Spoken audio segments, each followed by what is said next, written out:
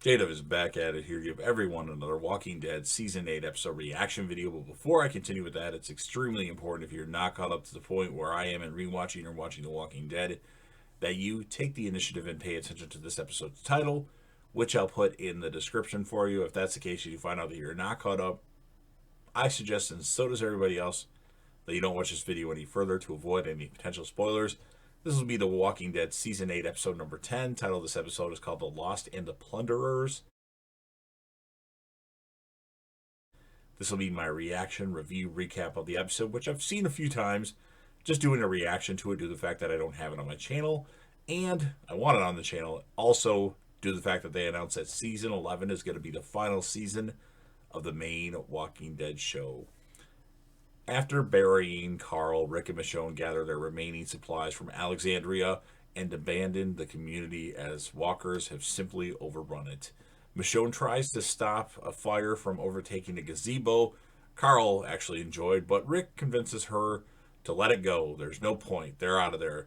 On the road, Rick considers what Carl told him, and from his advice heads to see Jadis and the scavengers, who had witnessed what happened at the Savior's Sanctuary.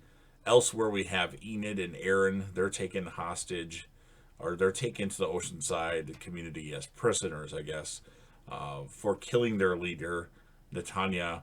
And Netanya's granddaughter, Cindy, after hearing Enid's pleas, decides to let the two live, but orders them to never return. Now, that worked out well when Tara left the Oceanside.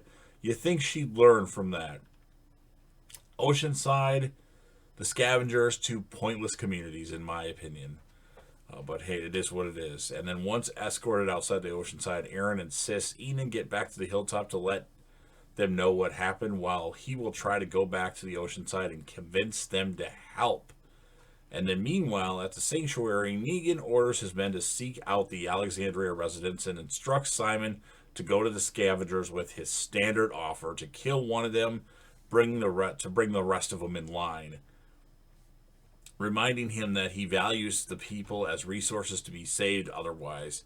Just then, they actually receive a box sent by the Hilltop community with the message "Stand Down," containing the returned body of Dean, one of Simon's guys from the outpost. Now, Simon is not pleased with this at all, especially because it's one of his guys. And because she has the remaining 38 guys in captivity, he wants to go to the hilltop and kill them all. Kill every one of them. And Negan's like, "No! Don't do this! You listen to me, Simon!" Something to that degree.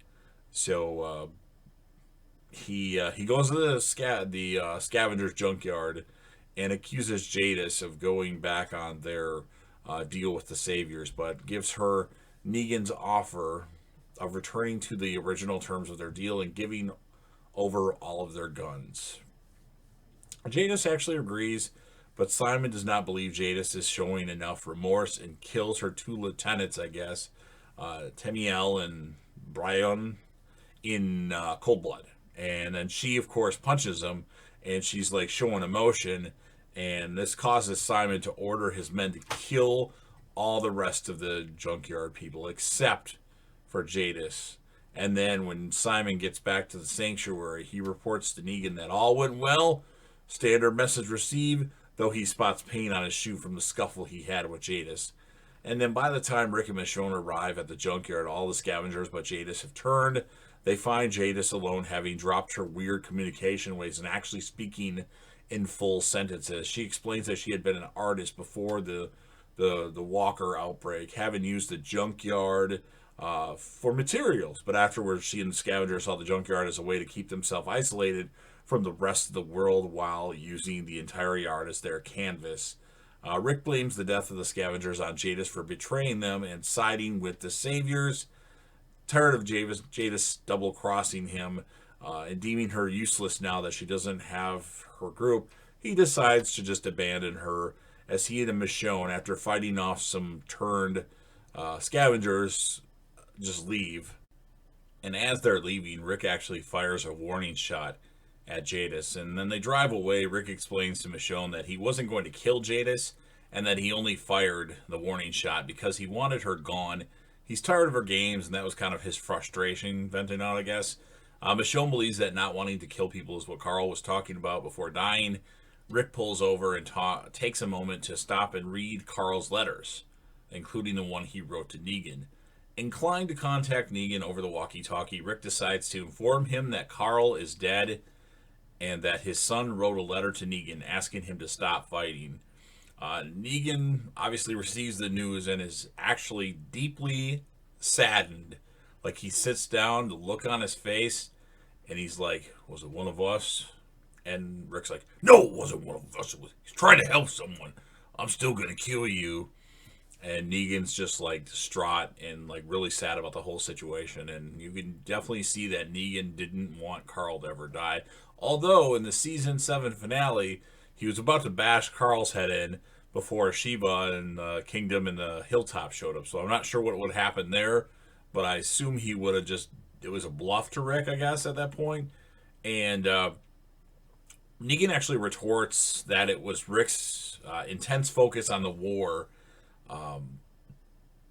with Negan that led to Carl's death, and that Negan helps save people, whereas Rick cannot. He doesn't have that capability, although he does, but not much anymore. And then Negan tells Rick that Rick has failed both as a leader and a father. He demands Rick to stop fighting and making decisions that will keep getting people killed, and to give up because he has already lost. And that's how the episode ends. So, I mean, the episode kind of jumps around a little bit. Different things happen at different moments, but it was a really good episode in terms of like the scene where Rick tells Negan that Carl is dead over the walkie-talkie is very powerful, in my opinion. And you see the look on Negan's face. It's complete sadness. He had plans for Carl. So as far as the score of the episode, because it jumps around a little bit, and because nothing of significance really happens other than the junkyard getting massacred, I'm going to give it an 8.3 out of 10. And surprisingly, because of how things changed in the episode, I'm actually going to give the character of the episode to Jadis, as she was doing her usual very short sentences thing. And then once everybody was massacred and she needed to go somewhere else, she started talking normal and being normal, and the episode was kind of the focus on like all the sadness that she did. And there's another scene where she's actually like, putting the walkers through the junkyard thing and like turning them into freaking meat and stuff, and that was pretty crazy. So 8.3 out of 10. Jadis is the character of the episode. Wanted to give it to Negan or Rick, but they just didn't do enough. I felt that Jadis did more in this episode, even though I don't like that character. So you've heard what I have to say. Now it's your turn. If you're a fan of The Walking Dead and you like this episode, The Lost in the Plunderers from Season 8, go ahead and smash that like button. And if this wasn't one of your favorites, which a lot of people don't like Season 8, any episodes of Season 8, that's fine. Smash the like button if you're a fan of The Walking Dead. We need to get those likes up. 25, at least at the moment, is always the goal, but, I mean, I'm happy with a couple, at least, for now.